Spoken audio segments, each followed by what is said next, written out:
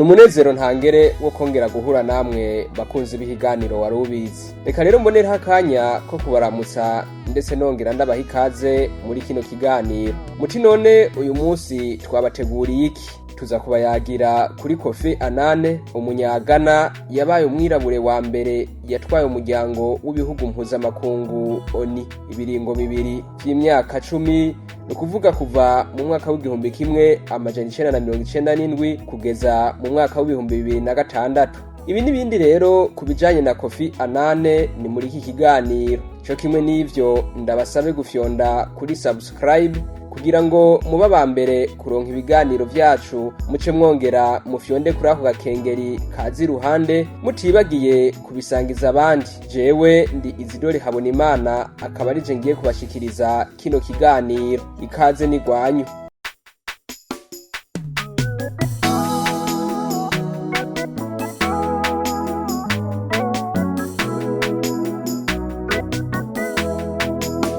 Ubwa mbere ho Kofi Annan yavutse ku igenekerezo rya 8 ndamukiza mu mwaka w'igihumbi kimwe amajana 1938, avukira ahitwa Kumasi mu gihugu ca Ghana.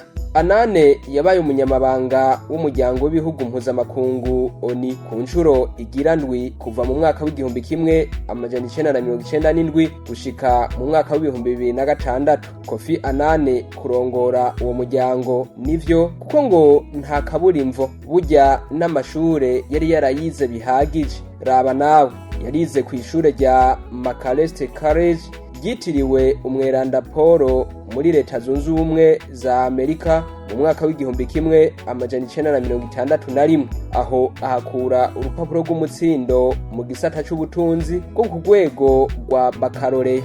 Kofi Annan yarize kandi mu gisata c'amategeko muri kaminuza y'Ikumasi aho yavukiye.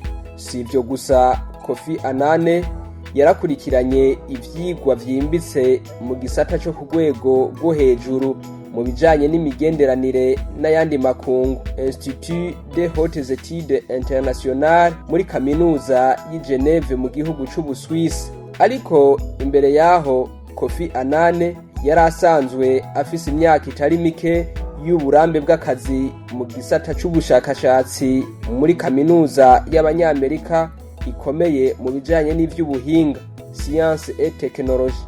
Inyuma yaho kandi yarakurikiranye ivyigwa vy'ubutunzi ku rwego rwa gatatu, maze acaronka urupapuro rw'umutsindo rwa maîtrise. Kofi Annan iruhande yo kuba umunyamabanga mukuru w'umuryango w'ibihugu mpuzamakungu ONU, imbere yaho yari yarakoze ahatandukanye.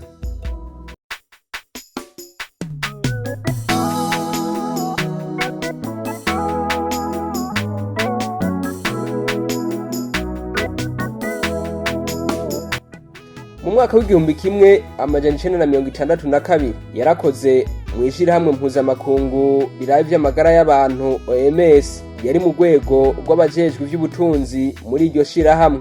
Kofi Annan yari yahoze kandi ari mu rwego rw'umuryango mpuzamakungu ONU muri Afrika rujejwe ivy'ubutunzi rwakorera i Addis Abeba mu gihugu ca Ethiopia. Yarakoze kandi no muri HCR i Geneve, ishirahamwe riraba ivy'impunzi kw'isi. Mu nyuma aja gukorera ku cicaro c'umuryango w'ibihugu mpuzamakungu ONU i New York. Ico gihe yari cegera c'umunyamabanga mukuru ajejwe ivy'abakozi muri ONU.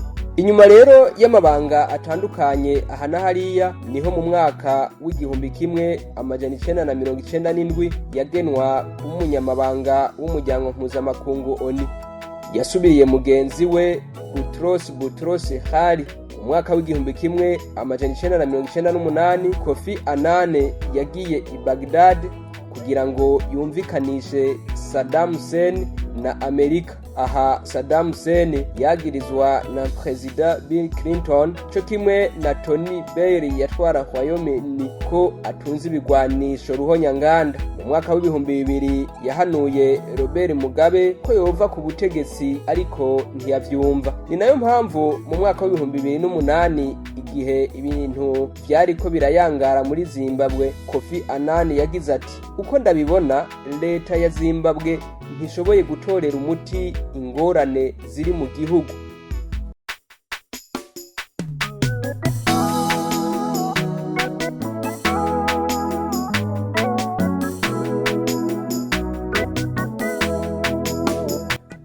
igenekerezo rya 29 ruheshi umwaka w'2001 bisabwe n'inama nkuru y'umutekano ya ONU baca bamwongera ikiringo cyo kuguma arongoye uwo muryango. Cagiye kurangira ku igenekerezo rya 31 Kigarama umwaka w'2006. Mu kiringo ciwe ca mbere Kofi Annan yaranebaguye inyifato ya Leta Zunze Ubumwe za Amerika yo kuvogera Iraq. Iyo ngendo ya Amerika Kofi Annan akaba yayifashe ko ihushanye n'amategeko. Iryo jambo rya Kofi Annan yo kunebagura ingendo ya Leta Zunze Ubumwe za Amerika vyamubereye igicapo ciza imbere y'amakungu kuko vyerekanye ko yigenga imbere y'ibihugu rutura.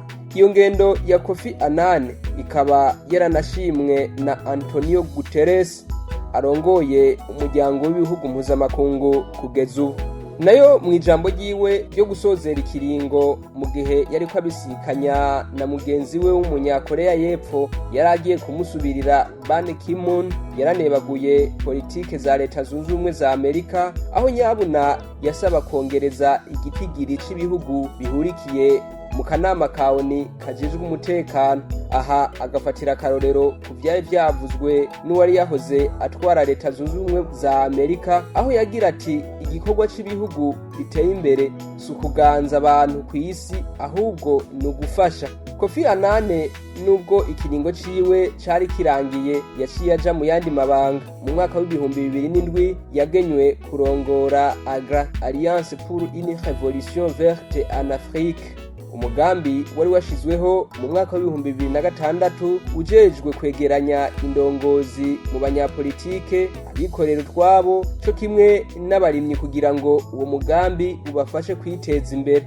Kwigenekerezo rya 4 Gitugutu umwaka w'2007 atogwa kurongora umugambi w'isi wo kugwanya ihohoterwa, Fondation de soutien à l'Organisation mondiale contre la torture.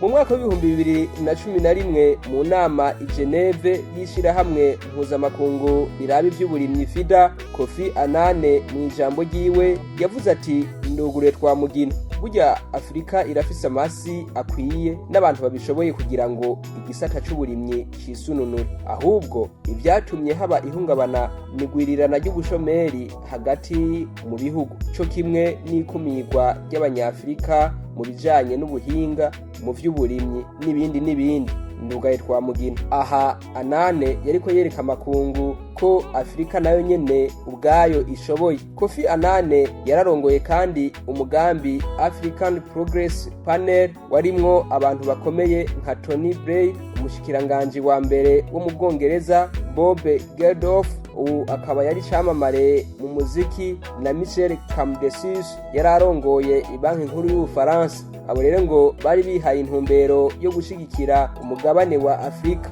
Yari kandi umunywanyi w'iteka mu mugambi wa Chirac Foundation wari washizweho n'umukuru w'igihugu c'Ubufaransa Jacques Chirac inyuma yo kurangiza ikiringo ciwe ca kabiri. Uwo mugambi ukaba wari ufise intumbero yo gushikira amazi meza, isuku n'isukura, kugira amagara meza no kuronka imiti kwiye, kugwanya ingeso yo konona amashamba no kugwanya ubugaragwa. Kofi Annan yari kandi mu mugwi Global Elders washinzwe mu mwaka w'2007 na Nelson Mandela uhurikiyemwo abantu 16 b'inararibonye ku isi nka Marie Robinson, umupfasoni wa mbere yatwaye igihugu ca Ireland, Desmond Tutu, umupatiri w'umuanglikani wo muri Afrika y'Epfo n'abandi. Kwigenekerezo rya 2023 agenda kuba umuemissaire conjoint des Nations Unies et de la Ligue Arabe sur la crise en Syrie. Ariko ico gikorwa nticamukundiye kuko ku itarike ya 2 Myandagaro umwaka wa 2012 yaciye atanga imihoho muri ayo mabanga bari bamugenye. Kofi Annan yari yubakanye na Nane Lagergren, umunyamategeko yamuka mu gihugu ca Sweden. Kofi Annan rero yitavye Imana kw'igenekerezo rya 18 Myandagaro umwaka wa 2018 ahitanywe n'indwara mu gihugu c'Ubuswise mu bitaro vy'i Berne. Yari afise imyaka 80 y'amavuko, akaba yafubwe kuwa 13 Nyakanga umwaka wa 2018 muri Ghana mu gihugu c'amavuko.